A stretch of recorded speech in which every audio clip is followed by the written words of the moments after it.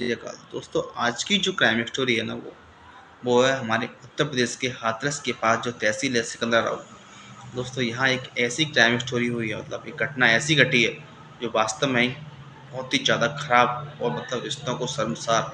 और आदमी, कोई इंसान अपने सिर्फ कुछ पल के मज़े के लिए इतना खराब काम कर सकता है कि इसकी उम्मीद आप तो क्या, मैं तो क्या, कोई भी नहीं कर सकता। मामला होता क्या है दोस्तों? मामला ये होता है कि एक पिंकी शर्मा नाम की लेडीज़ और उसका हस्बैंड एक सिकंदराबाद में रहा करते थे। किसी काम से वृंदावन घूमने के लिए, मथुरा घूमने के लिए उसकी सास और उसका पति दोनों ही जाते हैं, चले जाते हैं। घर पे पिंकी शर्मा और उसकी 6 साल की बेटी दोनों ही घर पे रह जाते हैं।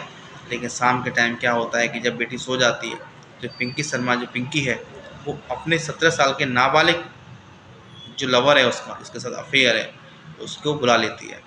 लेकिन जब ही वो अपने सारे संबंध स्थापित कर रहे होते हैं, बढ़ा रहे होते हैं, उसी समय उनकी बिटिया जग जाती है और उन्हें देख लेती है बेचारी, कुछ समझ पाती, कुछ कह पाती। तो इन लोगों को लगता है कि ये बिटिया हमारे सारे राज खोल देगी। तो इनको इस डर से उसको डांटते फटकारते हैं और उस बिटिया को मारते हैं, पीटते हैं। तो दोनों लोग मिलने कर उस बिटिया का गला दबाकर जान से मार देते हैं उस बच्ची को।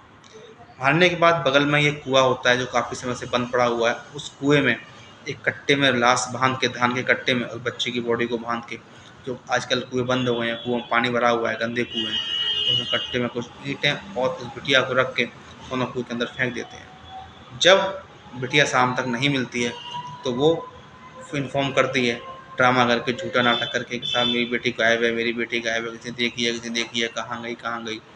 उधर अपने पति और अपनी सास को फ़ोन करते हैं मथुरा से, वो दोनों लोग लौट कर आते हैं तो चारों तरफ ढूंढते हैं। ढूंढने के बाद कहीं खबर नहीं मिलती।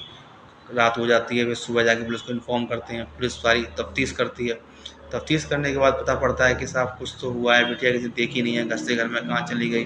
जब पुलिस अपने तरीके से पूछताछ करती है, पूछताछ करने पर सारी कहानी जो पिंकी है वो बताती है कि मैं अपने प्रेमी के साथ हम बिस्तर हो रही थी, उस समय मेरी बिटिया जग गई थी।